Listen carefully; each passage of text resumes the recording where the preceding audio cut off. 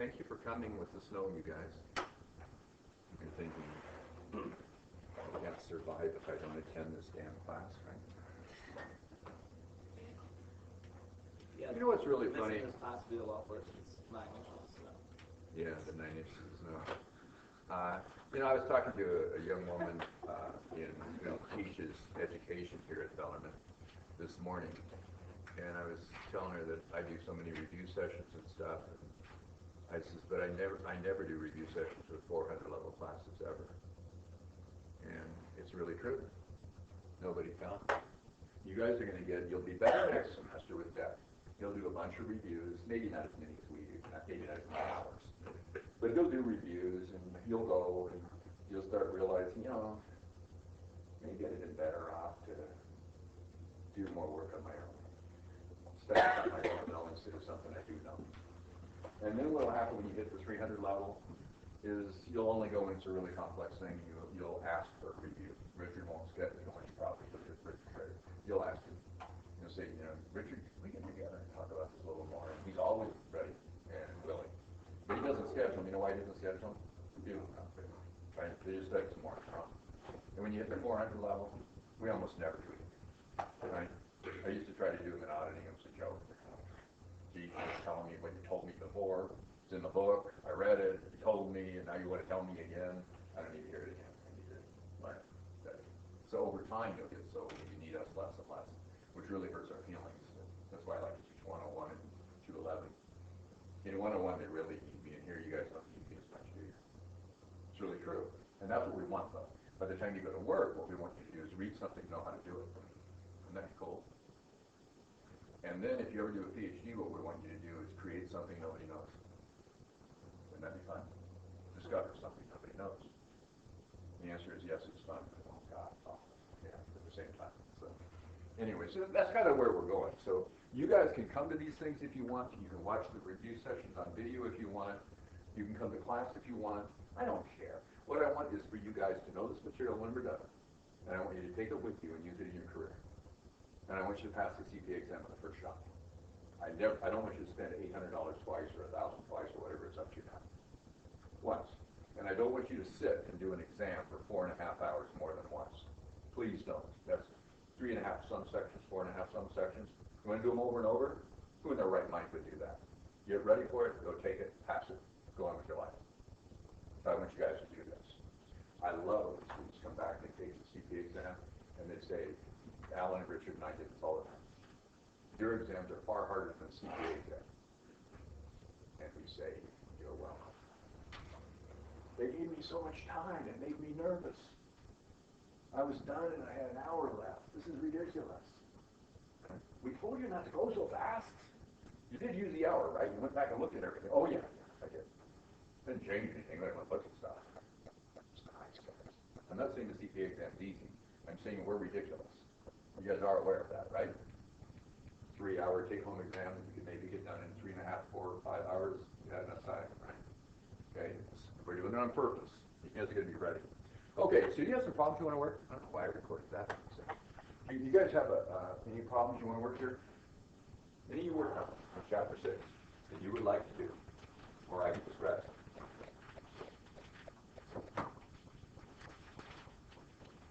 All these would be good.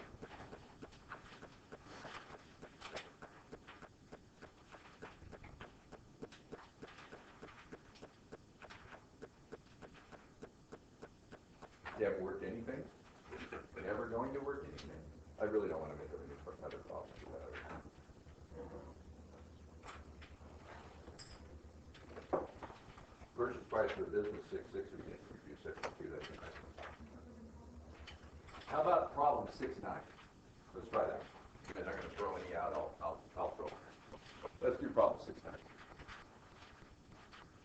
Okay, the things that we want to decide when we're doing present value and future value problems is what? What are the things they could possibly give you, and what are piece of information, and what are the things that they could possibly ask you to solve? They're exactly the same things, right? Just leave one of them out. What is it? We're doing present values and future values. There's going to be a what? Present value. That means now, times 0. Okay? Present value. Okay? There's going to be what else? A future value. right? Some number of periods into the future. Interest rate. An interest rate. By the way, I told you guys in principles that if you ever see notation you don't know what it means, what do? Ask. Right? Everybody in here knows what this notation is. PV means present value, right? FV means future value. N means number of periods. There's not anybody that doesn't know that, right?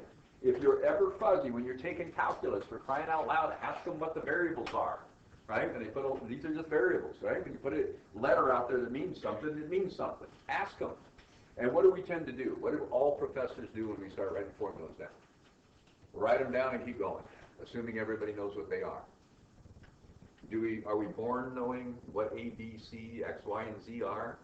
Of course not. They mean different things in different places. So remember that.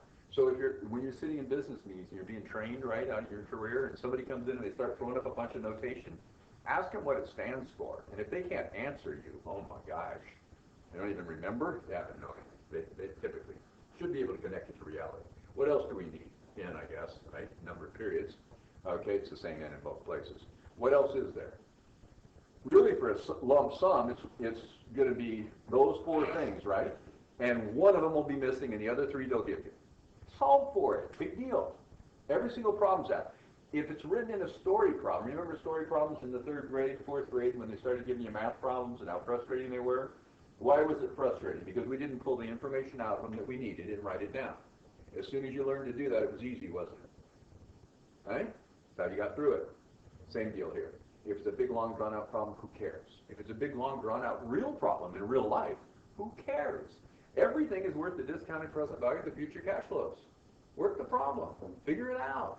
Do I want to know what it's worth in the future? It's a future value problem. Do I want to know what it's worth now? How much I would invest? How much are you going to invest? How much it's worth now or how much it's worth in the future? If you're willing to invest how much it's worth in the future, I want to do business with you, right? You're going to give it to me now, right? I'm going to win. Then I'll pay you back the present value now, later. What a deal. You pay me to loan me money. That'll be fantastic. Okay, so of course you want the present value. What if I don't know the interest rate? It's the only thing I don't know in the deal. You know what? When you lease a car, they don't tell you the interest rate. They don't want it. So what do? You can compute it really quick. Tell you the payment. You can figure out how much you're going to pay in total. You know what the annuity payment is on it, the car payment, right? It's just an annuity payment. It's the same payment every time. You can figure out the interest rate, no problem. You can figure out how many periods it's going to take you if you need to. If they don't tell you that, pay it off. There's nothing to it, you guys. You can calculate the deal before the person who is selling you the stuff can calculate. Because you know how and they don't. They're going to go upstairs and use the computer. You take out your calculator and crack a couple numbers and you know, right? Instantly. There's nothing to it. Okay? I love it when they're going to go figure out what my payment's going to be. Just a second. You don't have to do it. I'll tell you. Okay? Nothing to it. Okay, what else might there be? Well, we just talked about it. The annuity payment, right?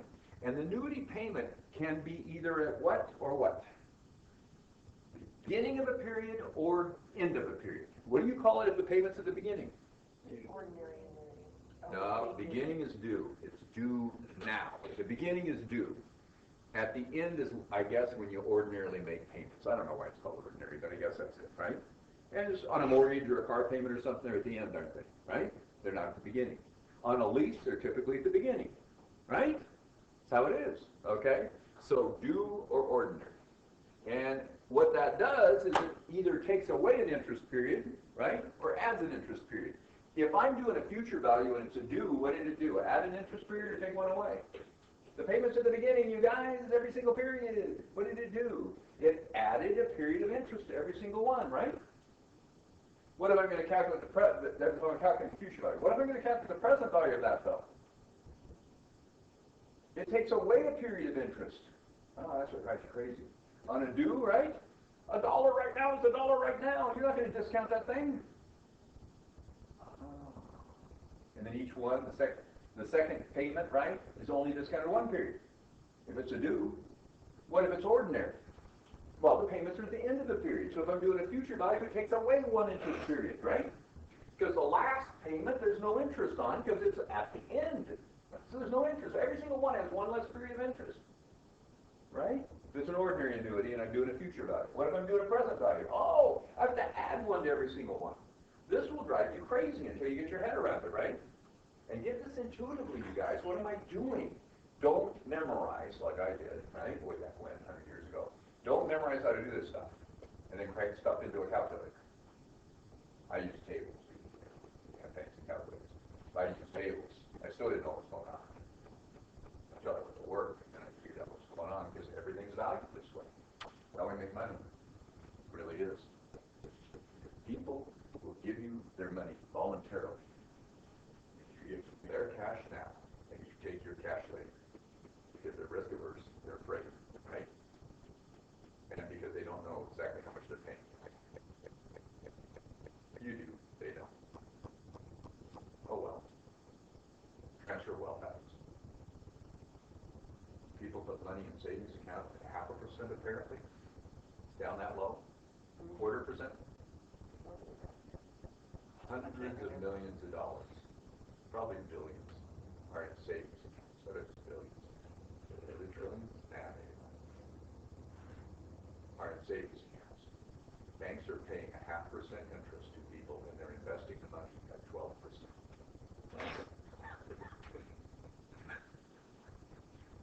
I would say those folks to do. If you want a savings account, give it to me. I'll give you 1%,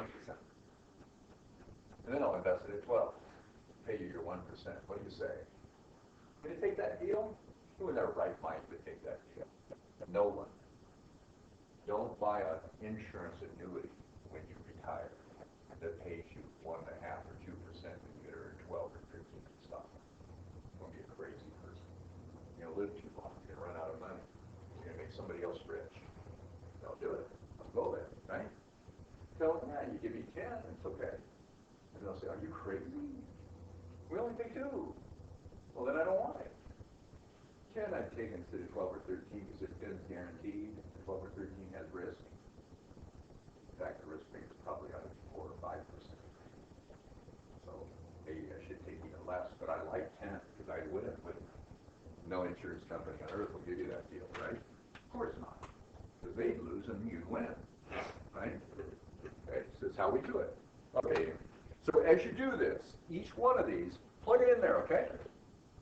By the way, if you have an annuity payment, you only need 2 of those other ones to calculate the third one, okay? That kind of the ones at the top. All right, so let's do it. James Kirk is a financial executive with McDowell. Although James Kirk has not had any formal training in finance or accounting, he has a good sense for numbers and has helped the company grow from a very small company, 500,000 sales, to a large corporation, 45 million, pretty good size, with the business growing steadily. However, the company needs to make a number of difficult decisions. He thinks they're over his head. He therefore has decided to hire a new employee with numbers expertise to help him. As a basis for determining whom to employ, he has decided to ask each prospective employee to prepare answers to questions related to the following situations he's encountered recently. Here they are. Number 1, for A.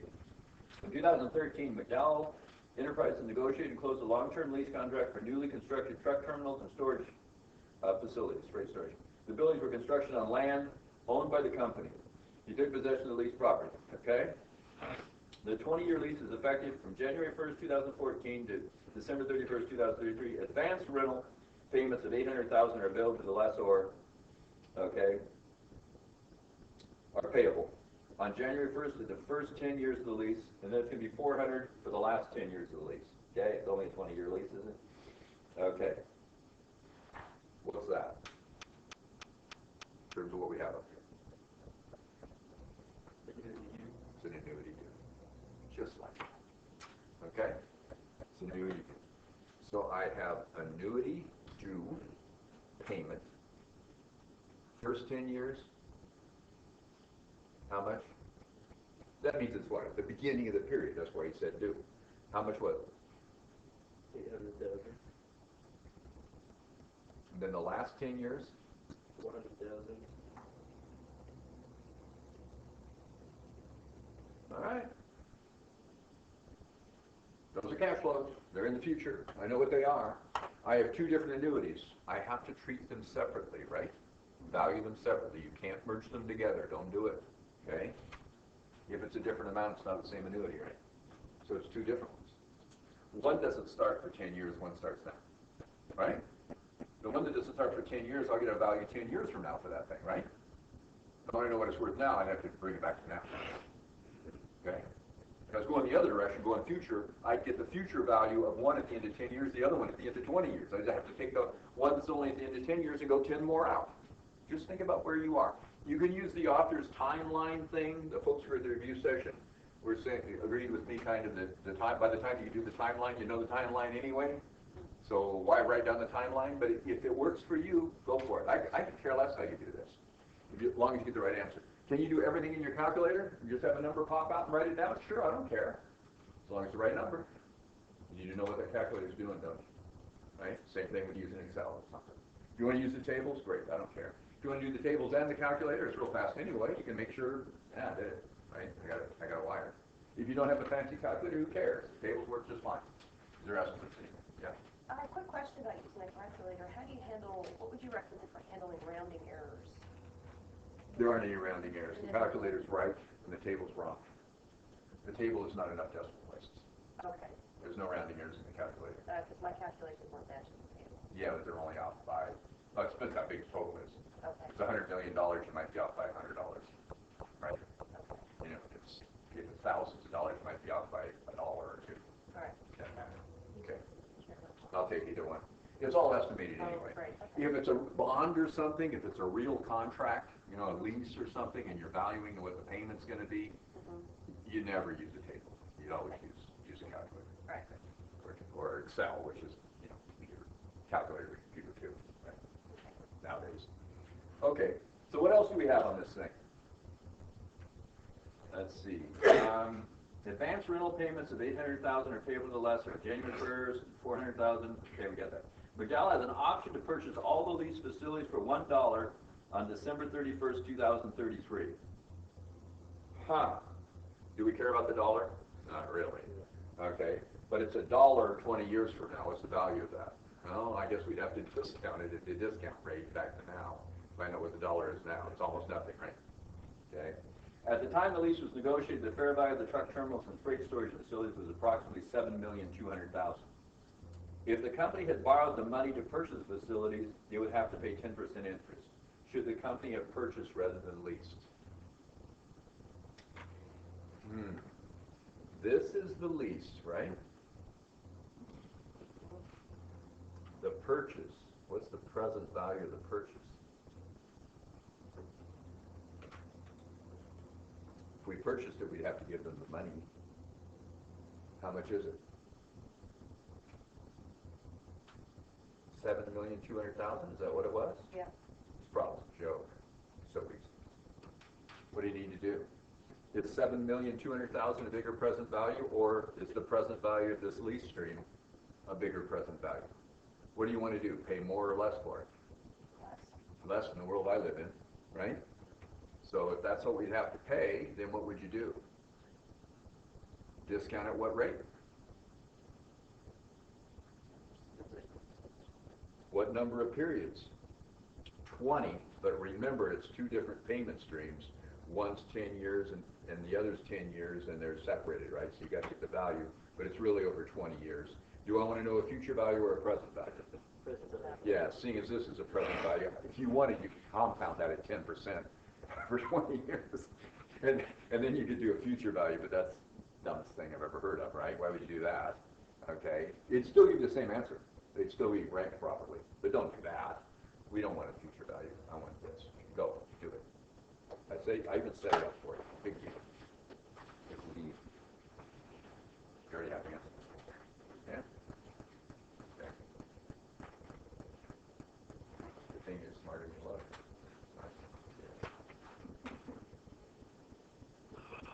I wish I was, but I look way too damn smart. Yeah. Not very. Smart as real damn. That's the thing about getting a doctor. You gotta take another something. You know the course. That's really a nice question. Isn't it nice? He's not. Is that an organization? Gift from mom and dad? Very nice.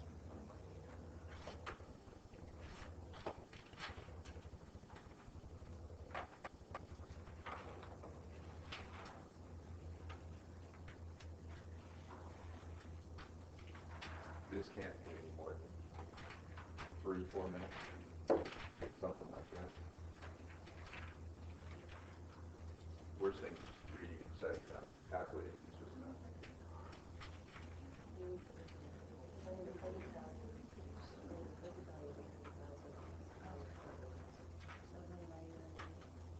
You want to get the present value of the annuity due first on both of them. One of them will be today, right? The first 10, when you get the present value of this, you'll know what it is right now. And remember, this isn't 800,000, it's 800,000. 10 times your value, 8 million. So what you want to do is suck the interest out and bring it back to now, right? Get the present value of an annuity due, right, of 800,000 per year for 10 years. You get that. That'll be the value of the next present value. When you do this one, you do the same thing, only it's 400,000, so it's $4 million. But it's 10 years from now. Now you have a lump sum 10 years from now. Treat that as a future value 10 years from now. Discount it for 10 years back to now. Like Right? I did the other day in that one. Yes. But N is 10, right, for both of those? Yeah, N is 10. N is 10 for both of these, but the whole deal's 20, right? So the first 10 will be back to the beginning, and then this one you'll discount it for 10 periods back to the end of the 10th year, right? Beginning of the 11th. And then you'll have to discount that lump sum for 10 years back to now. Then you add those two present values together, right? The present value of this cash flow stream and the present value of that one. And you got it. If it's less than $7,200,000, you're better off with the lease. If it's more, you're better off with the purchase. You would have been better off with the purchase. Find out if you made a mistake or not. You know, I had a client once that was a lot like this. He had an 8th grade education, and he didn't know how to calculate present values. He didn't know what they were. I taught him. It was amazing. He was making all kinds of money. And I said, well, how do you decide whether you're going to buy a piece of equipment? He says, well, if I can't make enough, if my revenues less my, he'd say his sales, less his costs, his expenses, his revenues less his expenses, weren't enough, right? So that he could pay off the piece of equipment in 2.5 years, he did not buy the piece of equipment. What kind of internal rate of return was this guy getting? His present value factor, right? 2.5 years? What is that, 40%? Yeah. I laughed. As soon as he told me, I just started laughing. I said, and you pull that off, you can negotiate good enough purchase prices, and you know how much you're going to sell stuff for, and you can keep your costs. And he says, oh yeah, I can do that. No problem. And he says, but I'm kind of nervous. I don't know if I'm getting this right. He was the guy that was supporting the diesel shop. And he was supporting all of his family. Everybody worked for him. I made him have people actually come to work because he was just giving them the money. His mom, his dad, his brothers and sisters. Yeah, he supported the whole family. And the company didn't make very much. Well, no kidding. Giving all these salaries to people who don't even work there. Yeah, so I made him make him come to work. With one of his brothers, he said, yeah, but he can't do anything. What am I going to have him do? They have him kind of in the way. And I said, you still want to give him his money? And he says, I want him to eat. Yeah. So, sure. This one is, he's quite a guy. You guys got a number? Yes, yes, yes?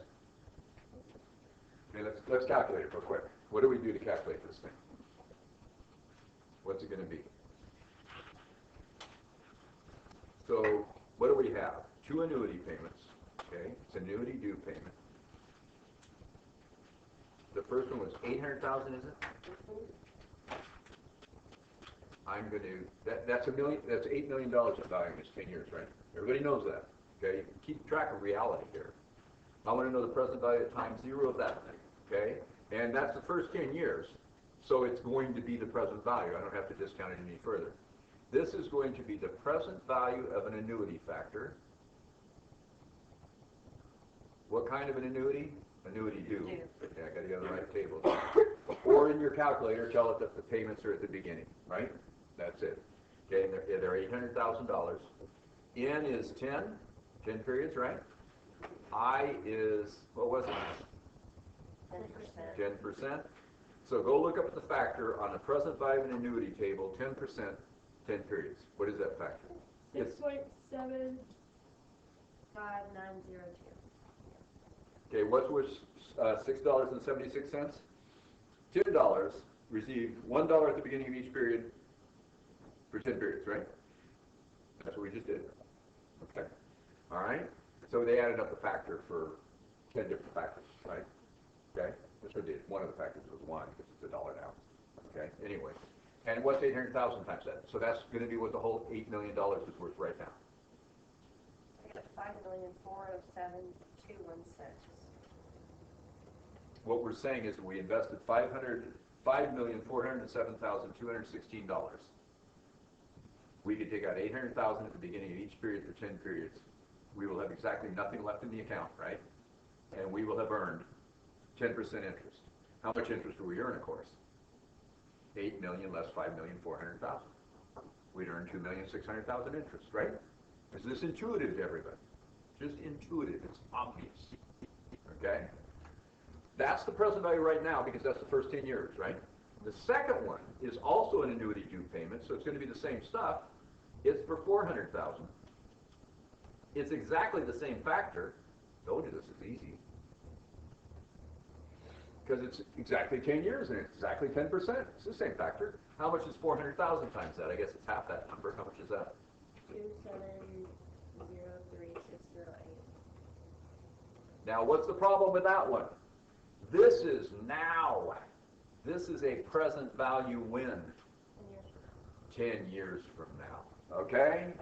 And I'd like to know what it is now. So convert it to a future value 10 periods from now and discount it. How do you discount it? You take it times 1 over 1.10 raised to the 10th, and that's it. So you could go to a present value of a sum factor if you're using the tables. Interest rate, 10%, number of periods 10. This is easy, isn't it? What's that factor? What's 1 over 1.10 raised to the 10th is all we're asking, right?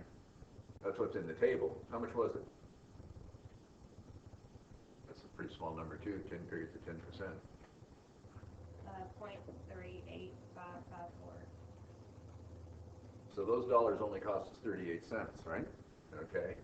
Already we discounted a bunch of it out of there. It's 4 million is 2,000,007, right? Okay. So it's 2,007,03608 times 0.3848,554. You doing this right? I don't know. I think I did it wrong. Ah. I did it the way we did it last year, and That'll give you the same answer. I don't know. It sounds like it. How much is this? 1042349.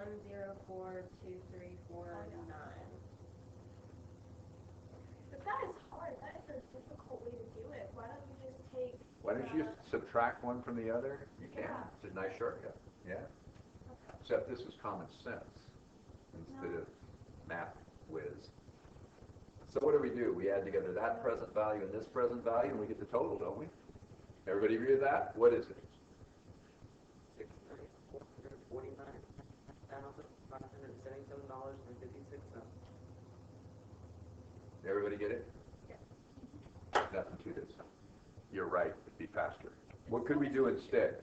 We could take the factor for 10 periods here and subtract it from the factor for 20 years, and what do we get? The factor for the last 10. Then you multiply that times 400,000, and you get 1042349, don't you? That's a lot easier to think about. So much. A lot easier, one less multiplication, big deal. No, it makes more sense. It makes more sense? It makes more Okay. sense to me. It's good. If you like that, the author shows you how it's a little shortcut. There's nothing wrong with it. If you're using tables, I do that too. If I'm doing it with a calculator, who cares? Right? What page is that on? You said the author shows us what page? You remember what page it was? No, you told us this. It's in a book too, isn't it, somewhere? I haven't come It is. across that. It sounds like if you do a lot of exercises, and some of the exercises basically. Oh, they show you the exercise. So that's what it is. That's how they work them. They don't tell you that that's how they work. All it is if I want later years on an annuity, it's go to all the full amount of years, right, and subtract the beginning from it. So it's the factor in this case for 20 periods, less the factor for 10 periods. Because remember, the first 10 is the first 10 years factors each individual year added up, right? And then the last 10, of course, is going to be each individual one for 10 years added up. So if you look at 20, it's all 20 added up. If you subtract the first 10, guess what you have? The last 10. That makes sense? So it's a nifty little tool. It's okay. And you were worried it wasn't going to give you the same answer. Oh, because I was like, wait a second now. I didn't do it that way. Oh. Don't memorize how to do stuff. Know what you are doing. But see, I thought I did, but then you just went all confused on me. But now you know what you're doing. Don't you? You do it both ways. Oh. Whatever occurs to you first, who cares? Right? I don't think it's much easier. 2 multiplications instead of a subtraction of 1 multiplication. This is 2 multiplications and an addition instead of, no, it's just 2 multiplications instead of a subtraction and a multiplication. Using a calculator. One's not easier or harder. Yeah. But it's a cool little thing. Okay, let's try it on over. I am more concerned about you guys really seeing this than doing a whole bunch of them. And when you do them too, I'm more concerned you know how to do it than doing a whole bunch of them. Practice is going to pay off, of course. But it's, okay, what am I doing? What am I doing? Question. I was just going to say, to visualize the shortcut on a timeline just makes more sense to me. That's okay if you like the timelines. Yeah, I like You really are strange. yeah. She not only wants to use the shortcut, she wants to use the timeline. How many of the rest of you like timelines? So you just, there's our, oh, 2, okay. She does, good. Same deal, I yeah. don't like writing it out, I just think about it. Okay. No, it's fine. Of course it's fine. Whatever works for you, I don't care. Last year, the company exchanged a piece of land for a non-interest-bearing note. Is there such a thing as a non-interest-bearing note? No, right? It doesn't exist, right? Nobody gives you interest-free except for your grandparents. If your parents loan you money and they don't collect any interest, they'll get it from you some other way, right? It's true, right? Demands on you, controlling you. If your grandparents give you money interest-free, they're never going to even have you pay it back. They just give you the money, right? It's different, right?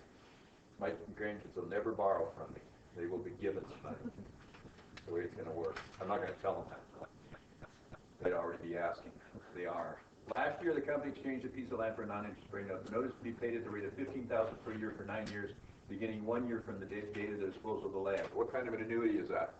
It's exactly the same amount every period. If we assume the interest rate doesn't change, the payments are when?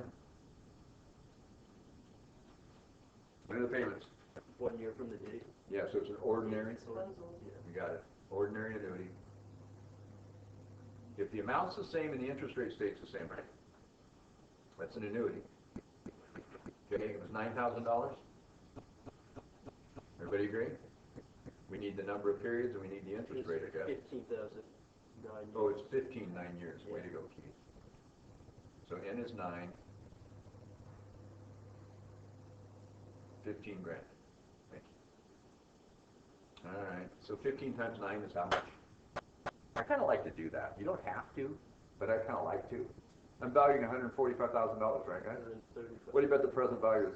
$135,000. What do you bet the present value is less than that? What do you bet a future value is more than that?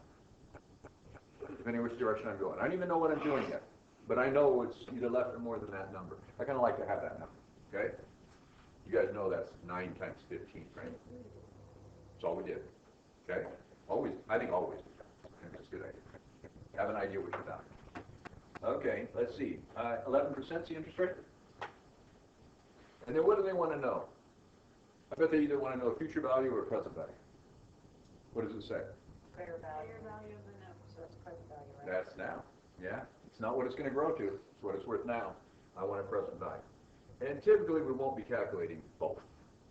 Although if you were crazy, you could calculate the future value of that annuity, and then you could discount it back to now at 11%. Get the future value at 11, and then discount it back at 11, you get the same number. So you can get the future value or present value of it real easy. Figure the present value is compounding, right? Or I can do it directly with the annuity tables, doesn't matter. All right, calculate that present value. You got it yet? That's an easy one. Starts 1 year from now.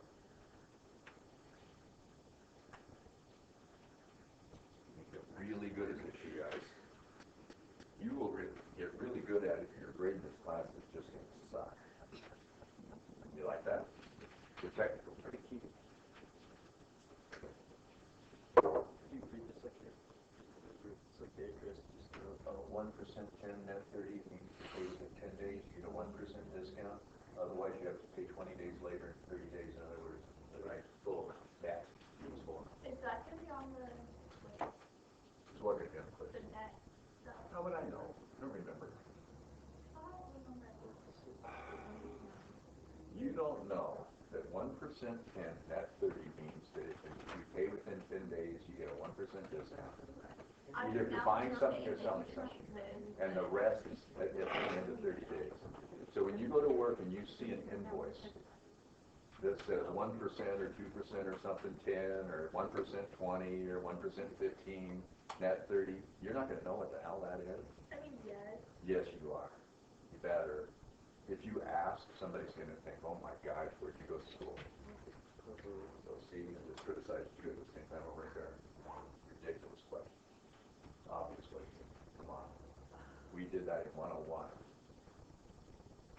Yeah. Really? Yeah. Oh. That was a long time ago. And you weren't paying any attention then. Yeah. A little bit. Yeah, that's a little true. bit of attention. Not much. I had other things going on. Come on.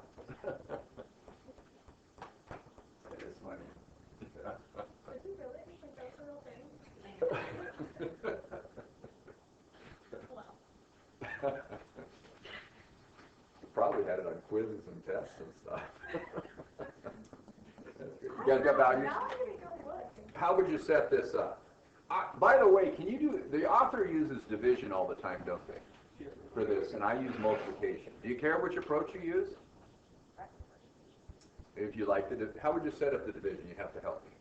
Okay, if I know the ordinary annuity payment, what do I do? I'll have to set it up my way first because I can't envision that. I would plug it into the equation, the present value equation. Okay, All so those factors is what I would do. All those values. well, that is what I do, isn't it? Present value times 0 of this thing is what? Well, I would use the equation as a It's the annuity payment, right? It's ordinary annuity payment times a present value of an ordinary annuity factor. Mm-hmm. I call them rents, so I would Right. use an R times. So I put this and this in here, and then I can calculate this one, right? Yeah. But the way they do it is they divide the present value by the factor. Yeah, they divide the present value into they divide the present value by the factor to get the payment. The way they do it. Is that right? I said that right, didn't I? Yeah. Gives you the same answer. Okay. So if the payment is 15,000, I'm valuing 15,000 times 9. N is 9. Interest rate's 11. What's the present value of the ordinary annuity factor? By the way, a present value of an annuity is going to be more or less than the number of periods. This is 9 years, so it's 9 periods. Do you think that factor is going to be more or less than 9? If you're taking interest out, it's got to be less. So you get on the right table if you're using the tables. Okay. When would it be more? If you're doing a future value, right? Yeah. So that'll keep you on the right table, right? If you do use the tables. So what was that factor anyway? 5.53705. What's worth $5.54? $9 received $1 at the end of each period for 9 periods, right? Say that right? Okay. So what would we do? 15 times 5.53705 is what it's worth. How much is the present value? 83056. So 83,056. Is that what everybody got? Yeah. And if you wanted, you could set it up so that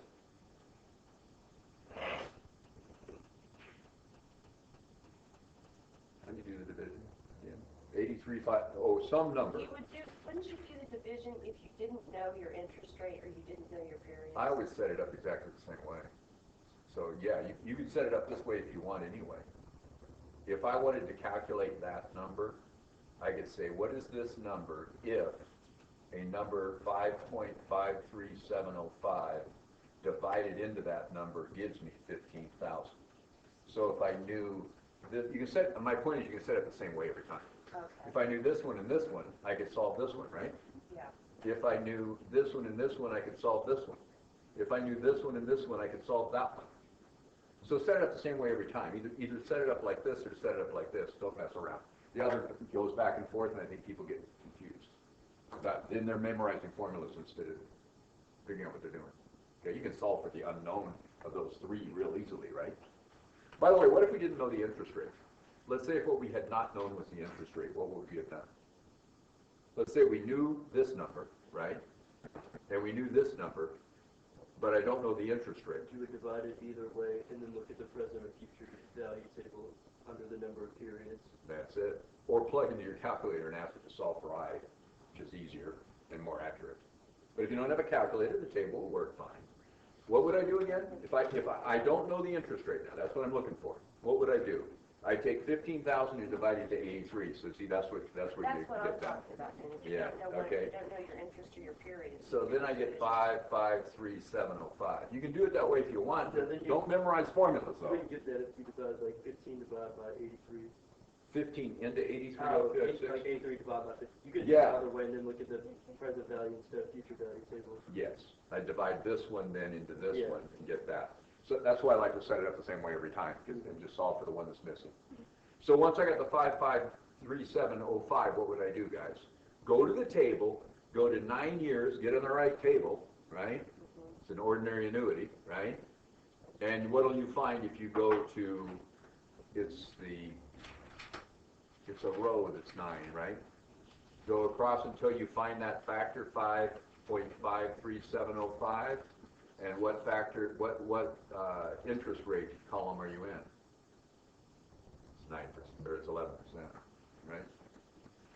Did everybody see that? So I'll give you some of those too.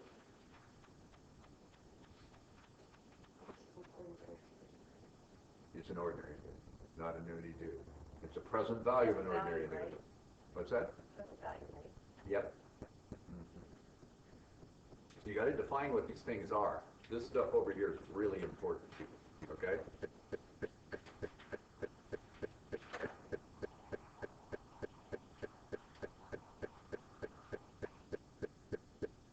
Yeah, the doctor's appointment. Okay.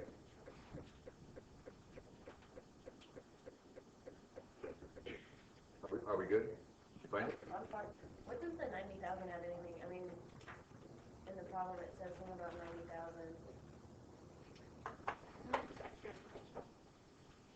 It said, at the time the land was originally purchased, it cost 90. Oh, what about that? Who cares? Historical cost, it's not what it's worth. We care about the fair value. What they're trying to do is suck you into using that instead of the fair value. What's the fair value of it? 83,000. It was originally purchased for 90. It's gone down in value, hasn't it? How much was their loss? 7,000 for book purposes. Sound good? Okay. Let's go on to the next one then. The company has always followed the policy to take cash discounts on goods purchased. Recently, the company purchased a large amount of raw materials. The price is 800,000, with terms 1%, 10, net 30, on which it took the discount. Has recently estimated its cost of funds to be 10%. Should they continue the policy of taking the cash discount? We're going to do this one. This one's fun. 1%, 10 days, right? Net 30 days? Okay. How much interest are we paying? 1% per 20 days. If I do not take this discount, I give up 1%. I pay 1% more, right? For waiting 20 days. And I'm going to compare this to what interest rate?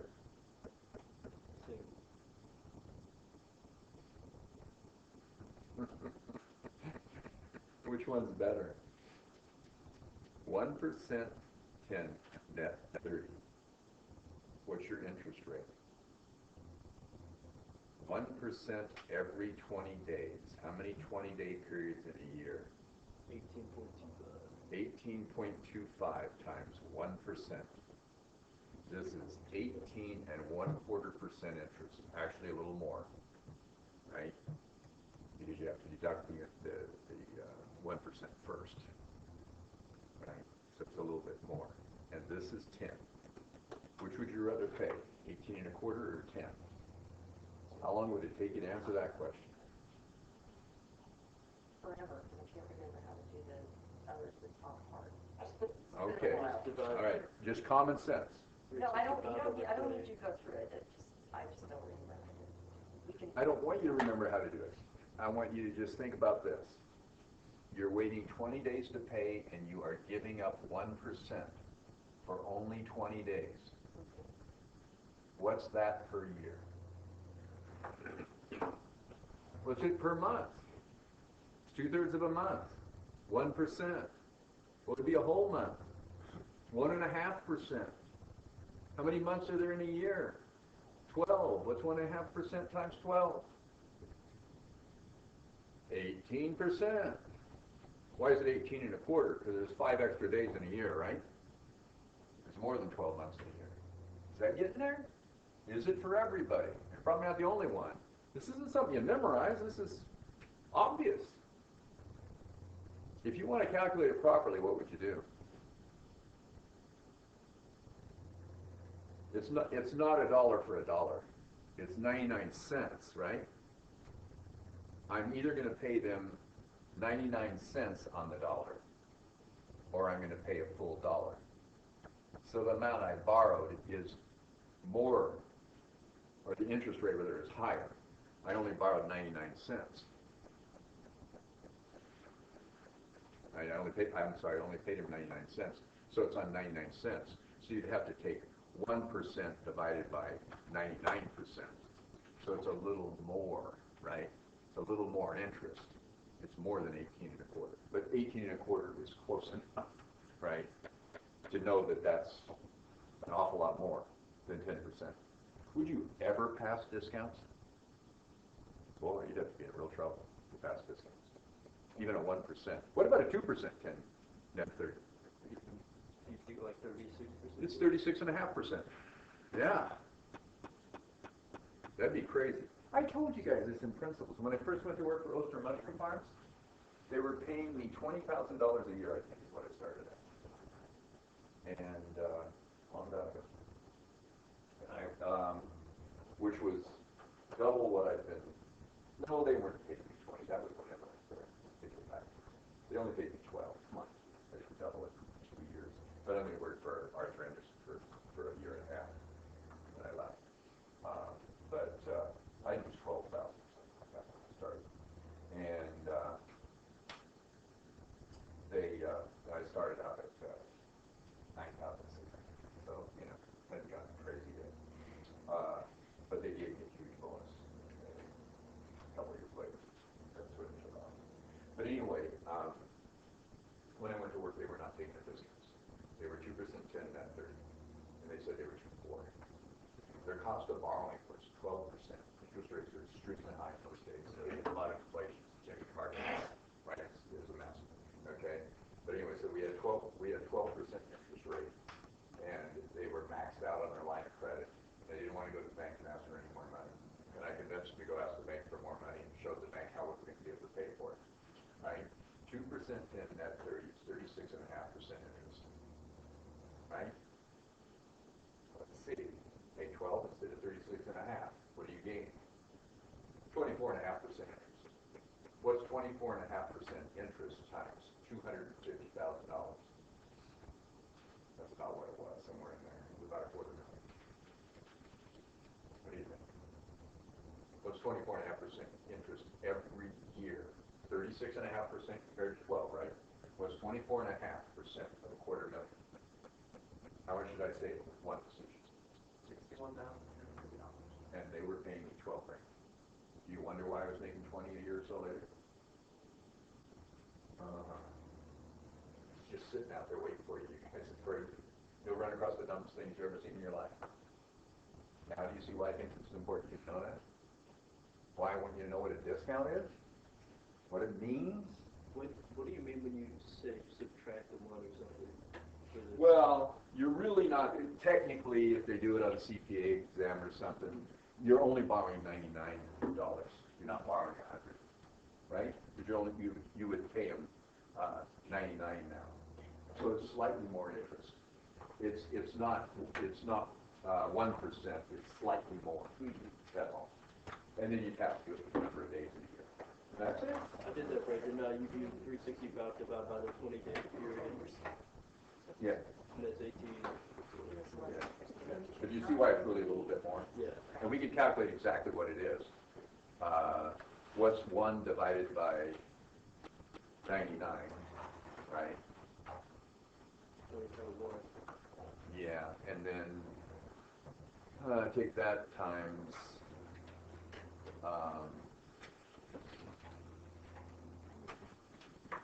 that's for 20 days. Divided by 20 days, it takes actually 65. Okay. Bye. Don't go away angry. About 18.43.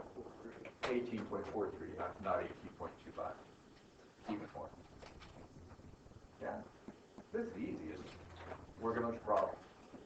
Watch the videos. Yeah, it's kind of fun. I want to encourage the two of you, and maybe other people, get away from formulas and use common sense. And then if the formula is fast for you, after you know it in common sense, good.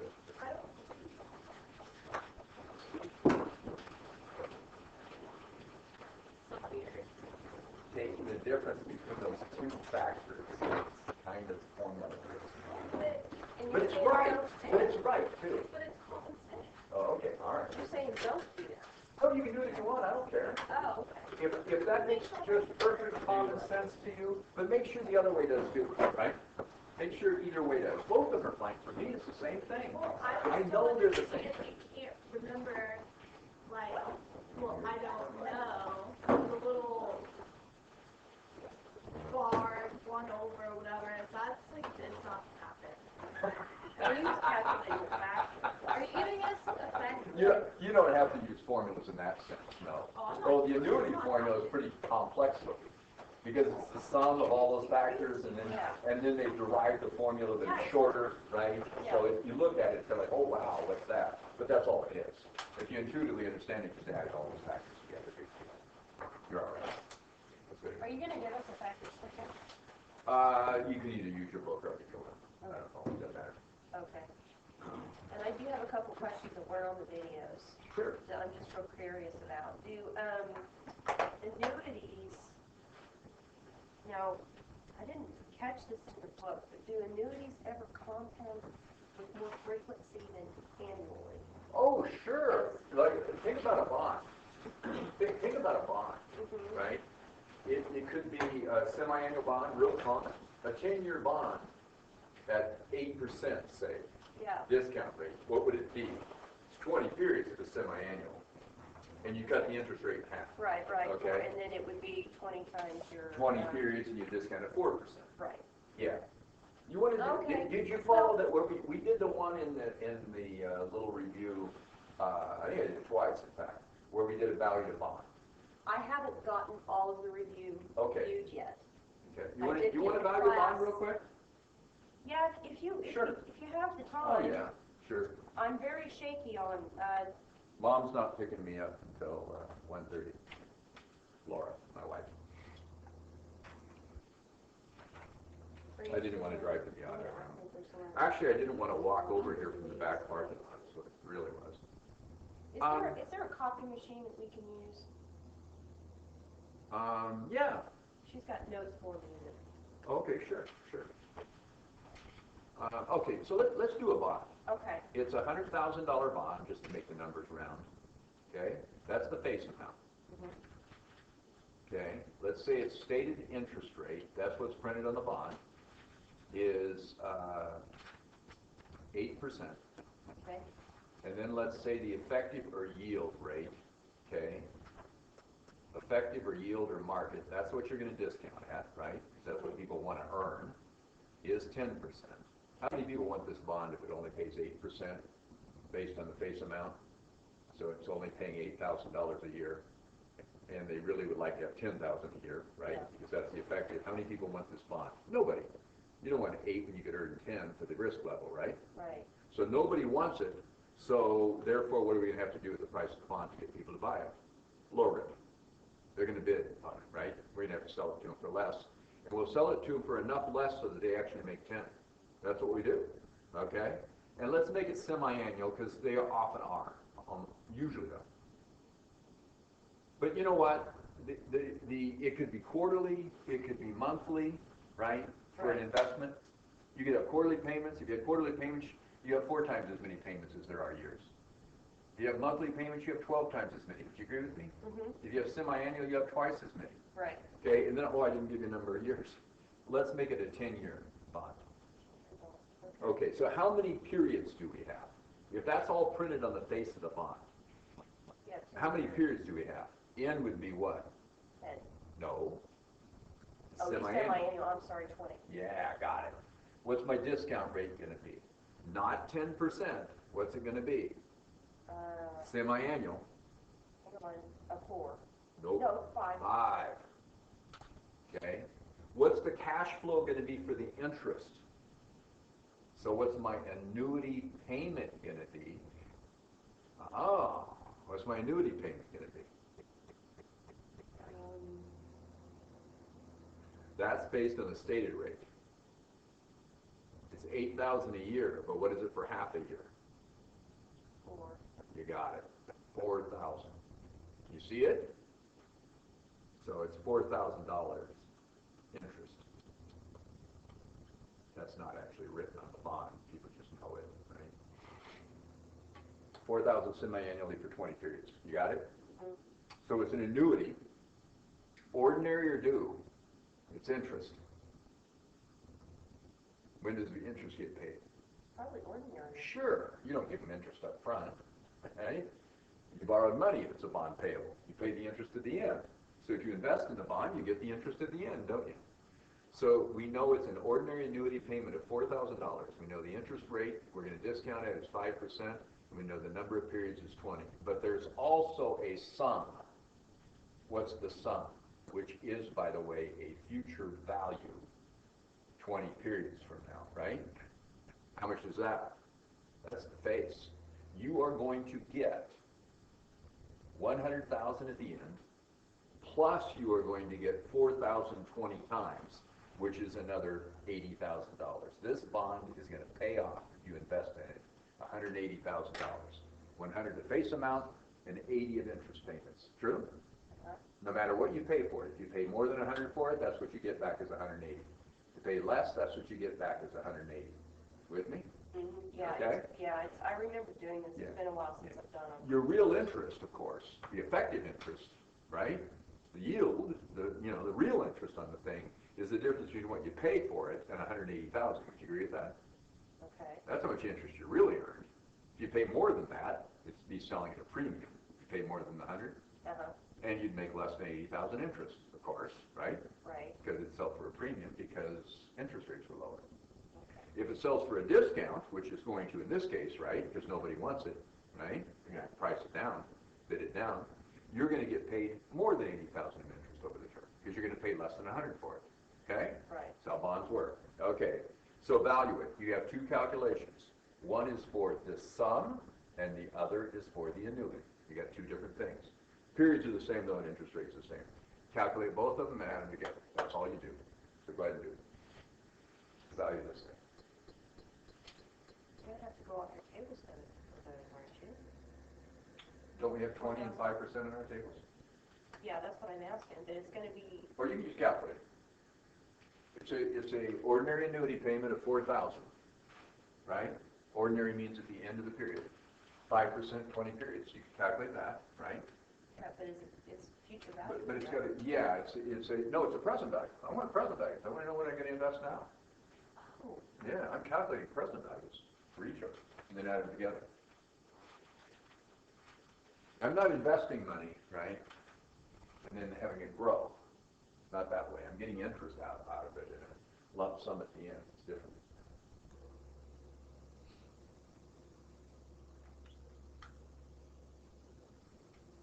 I tell you, today is the first day I've used the tables. I've been calculating everything up to this point. Now that I'm using the tables, I'm thinking I'm going to go back to calculating. Well, you don't have a calculator that does present values there. I don't know how to. Oh, does it? Oh, it does. Yeah, I dug out my husband's engineering calculator. Oh, all right, it does. Just I was because we're gonna say doing that. financial stuff. Yeah, all right. It's just a 10 key, Yeah, yeah. but Yeah, if I was gonna, I wouldn't use formulas, I'd use tables. But if I have a calculator like that, and you do have one. If I had a calculator that'll actually calculate it, why not? What's really a good idea on a quiz or a test, final, is to do it both ways. oh It's yeah. so fast to do it with your calculator, that if you input something wrong, guess what? What? Well, you input garbage, output garbage, right? Mhm. So you could do it and think, oh, I get everything right, and then out comes a ridiculous answer. Mhm. But if you do it with the tables too, and you don't get the same number, you can just do it a couple times with the calculator too, I guess. As long as you're thinking about it right, inputting it right. It's just funny, people use calculators and a lot of times they'll have a ridiculous answer and they don't know why they got it, right?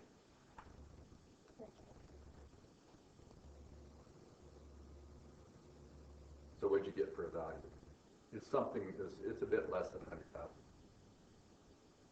Yeah, that's what I'd expect, because there's a 2% difference in interest rates. Oh, hang on, I think I multiplied it times 1.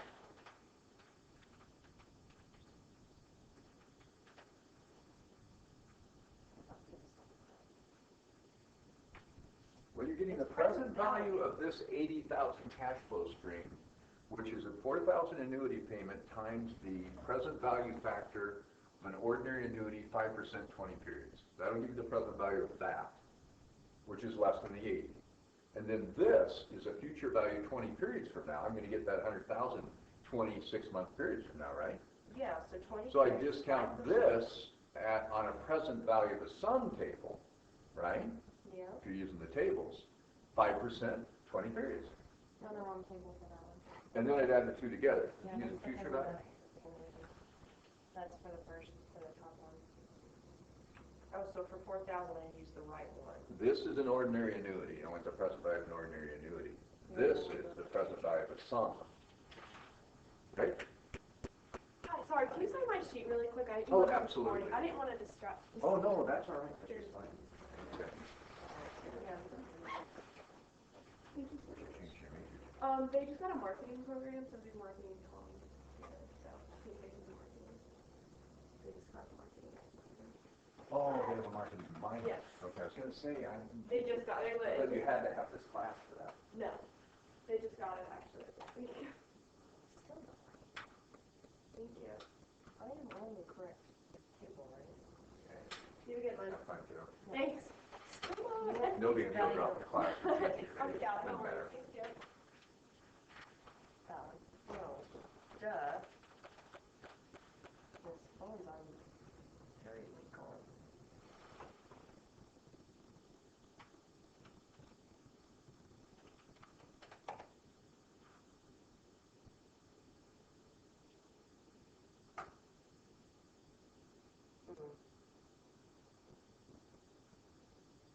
That's going to be a popular major. Marketing? It's a minor. It's a, you do a communications degree and you do a minor in marketing. You can say you have a business degree. But when you go to work, you know absolutely nothing about accounting and finance. This is not working. I'm not doing something right, and I don't know what I'm not doing right. Well, what number are you getting total? Well, for total, I'm getting 270,315. See, that's I think that's wrong. Yeah, it should be much. It's only going to pay off 180, right? It's got to be worth less than 100. Okay, here we go. Wait a second.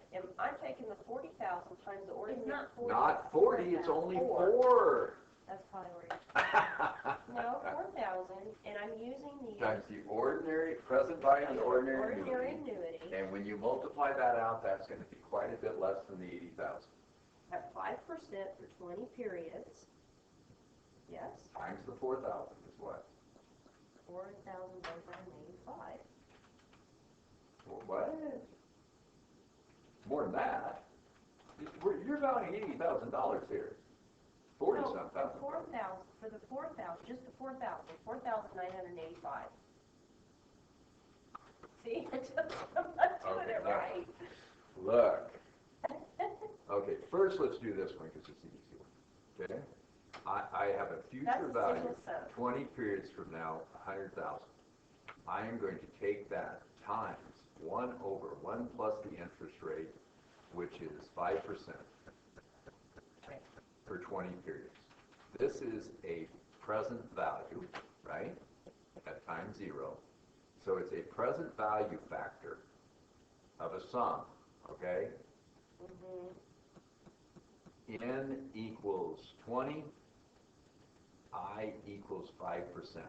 What's that factor? It's 1 over 1.05 raised to the 20. It's What is- point 37688942482. Yeah, okay. So take that times 100,000, what do you get? 37,689, something like that. Yeah. True? Yeah. That's what that 100,000 is worth, okay?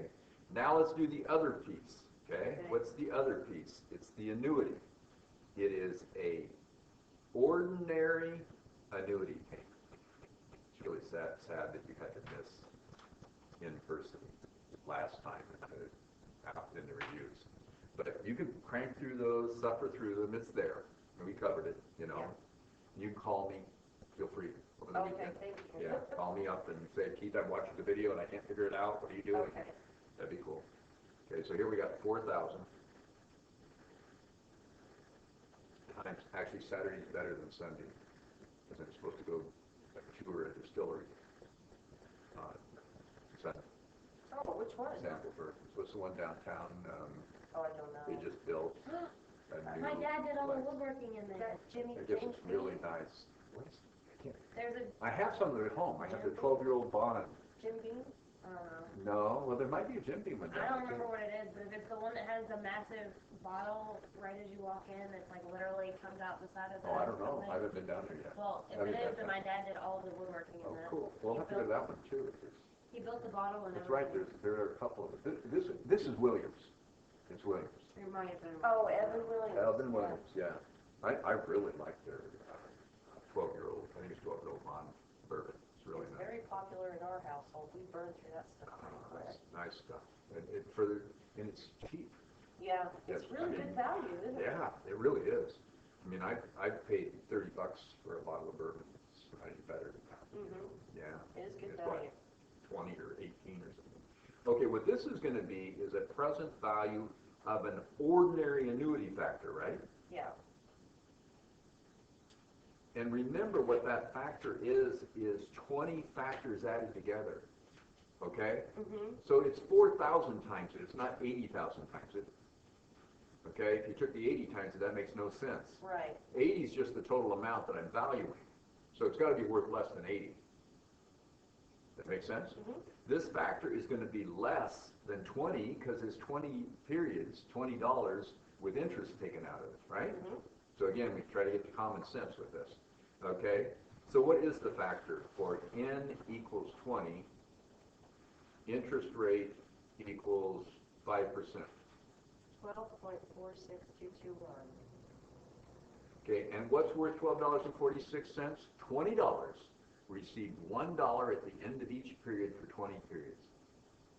That's what's worth that. How much interest would there be in the $20 cash flow stream?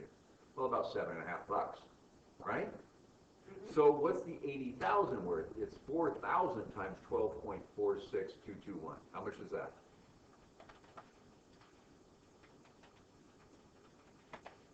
$4,900. Whoop, No. the decimal in the right place. 49,084. 849.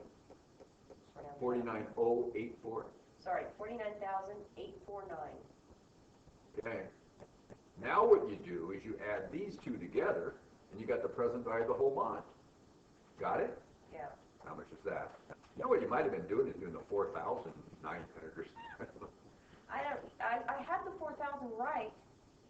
But it's I 49. wasn't looking at the decimal point, so I had that right, but I didn't have the 100,000, the single sum portion of that correct, because I wasn't viewing it as a single sum. I was trying to view it as an annuity, using the annuity table. You're getting the 100,000 one time. That's a single sum. You're getting the 4,000 20 times. That's an annuity. Okay. An annuity is exactly the same payment every period, right? Right. You can't skip any, right, obviously. Yeah. Right? Yeah. And then the interest rate has to be constant. Yeah, yeah. I understand the concept of annuity. It's And future the and lump sum present is that I just have a one.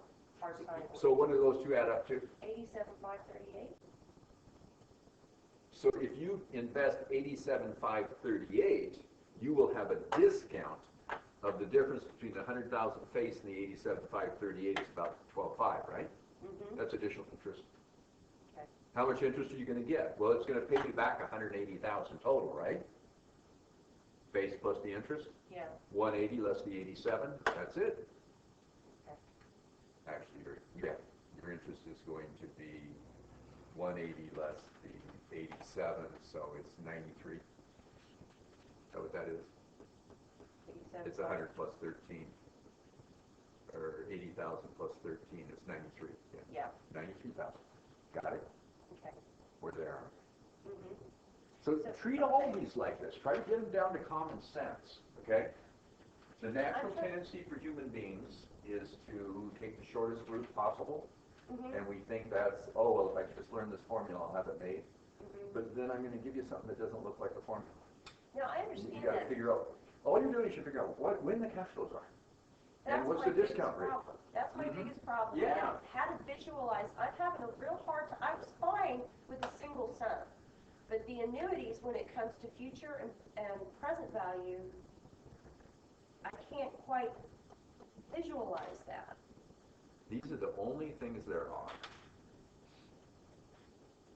Single sums, I'm good on, but the annuities, Okay, so for single sum, I could give you any three of those you calculate before, right? yeah, that's no problem. Yeah. All that we add when we do an annuity payment is either the annuity payment is before, at the beginning, right? Yeah, I Or got, it's at I the got end. that. So it's either due Mm-hmm. or ordinary. Mm-hmm. And that changes the amount of interest there is, right? Of course, because there's either one more period or one less period, depending on which direction you're going, Yeah, in the yeah, future or present. Now, usually what will be happening, if I have this, I'm either going to do that one or that one, but not both. Does that make sense? Yeah. Okay? Because I'm just going, I just want to know what it's worth now or what it's going to grow to in the future. Right. So constantly when you read these problems, you are looking for these things. That's all there is. Write down the ones you do know. Solve for the ones you don't. I'll give you an example of why I find it confusing. And that is if you look at this one here and there was also one in the homework too, but I don't have it with me. Go ahead and find it, and I'll give my. Oh, I'm sorry, I won't take up too much time. Well, that's okay. I'm gonna tell her I'm not gonna be ready right when I claim that was. But she was gonna call me anyway, I think.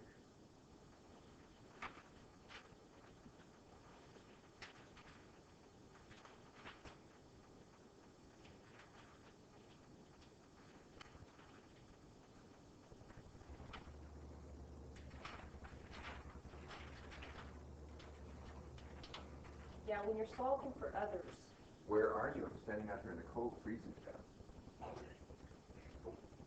You're not really, are you? Oh, shit. I was supposed to meet you at 1:30. Oh, I'm sorry. I'm with a couple of students that refuse to learn this shit, so.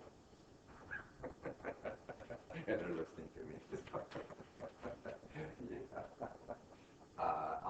I'll be down in a few minutes. I gotta run down to my office and I gotta pack up my computer. Okay. All right. I was gonna warn you I might be a few minutes late. So, you can come up if you want. Why don't you come up and see my office? Oh, I guess you would be, wouldn't you? Because we don't have the right sticker, do we? There's visitor parking out there. Oh, there's visitors. Oh, Well, yeah. no, but she has a Donman sticker on the car. Yeah. Parking visitors, I'll take it. Put her flashers on. You won't be long. I'm serious. They're telling you to put the Or flashers back on. into a parking spot, they won't look at it. Oh, here's what students do. Back into a parking spot, they won't see it. It's too cold for them to get out of their car. You think I'm kidding? I'm so serious. People do it all the time. It's annoying. Oh, that's kind of cool.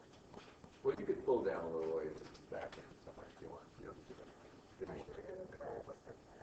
So if you want to come up, that's great. I'm on the third floor, 305. Yeah, that's true. Just to keep you out of the cold, how nice of me. Okay. Yeah. Or burning gasoline. Yeah, I don't think they will. Okay. 305 is where I'm at. Say hi to Debbie. Okay. Excuse me. But Lovely patient lady. no, she's not. Trust me. Okay. So, what was your question? All right, if you look at the extra computations that they give in the book, right, solving for unknowns What in page? a What page are you on? page 304, and then the examples on page 30 through 309, 310. Now, Oh, these stupid charts they do. I know. well, They drive me crazy. look at this. It says, assume you plan to accumulate Which one are you on? 309? 304, down at the very bottom, computation of rent. Mm-hmm. Assume you plan to accumulate $14,000 for a down payment. Yeah. Well, Okay, I want Right there. 14,000 sometime in the future. that looks like present to me. but- No, you want the money in the future. When do you want to have it? Does it tell you when? 5 years from now. So that's a future value that I'm dealing with. Yeah. Future value 5 periods from now is 14,000, right? Mm-hmm. Okay, what else do they ask you for? Well, these are see, this is the rest of it I don't care. Oh, but what do they want to know? Well, they want to know how much each rent would That's have to the pay. annuity payment. Yes, how much? When is the payment? Is it the beginning or the end of the period? The end of the period. It's an ordinary annuity payment, Yeah, right? it's Due would be at the semi-annual. beginning. You are solving for this. What's the interest rate? It's 4% because it's semi-annual. In is 5 years. Yeah. It's not 5, it's 10, Sorry. right? Semi-annual would be 10. I want 14,000 after 10 periods, right? Yeah. And the interest rate is 4% every 6 months. Right. Boom, solve it. Well, it's in You the don't book. need their tables or their big charts. Look at this thing. Look how easy this is going to be. What we're going to say is, I would like to have an ordinary annuity payment of some amount that when I take it times the factor, right, a future value. This is a future value, right? Right. 10 periods from now is going to be 14,000, right? Yeah. Okay. N equals 10. I equals 4%. Because I'm trying to calculate the future, it is a future value. And because it's an ordinary annuity of an ordinary annuity, right? Mm-hmm. Go find the future value factor for an ordinary annuity. Look at your table. 10 periods, 4%. What's the factor?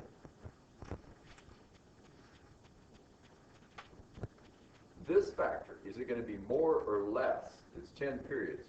Is this going to be more or less? That's a percent sign. Is this going to be more or less than 4, seeing as you're adding interest? Of course it's more than 4. It'd be more. Yeah. Okay, because it's future. If it was present, it'd be less than 4, wouldn't it? You guys with me? Uh-huh. All right. So how much? 4 periods, 10%. Or 4%, 10 periods. 12.00. No, that's not very much. 4 periods, 10 periods. No, maybe it could be. 10 periods, 4%. Sure it could. 12 what? 12.00611. Okay, divide that into 14,000, you got your answer. How much is it?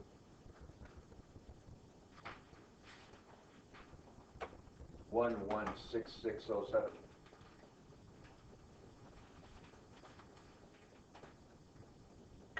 Yeah. We're brilliant. So, do you need that little chart that they did? What for? No. I don't quite understand when I read the problems whether or not I need to, if it's a future value problem or if it's a present value. If It's the you future want to and know present what that's something messing is me up. going to be worth in the future, it's a future value. If you want to know what something's worth now, it's a present value. What I know in this problem is a future value. It's 14,000. I know what it's going to be worth in the future. I know how many periods it is, and I know the discount rate. So what am I calculating? A payment now to earn this future value.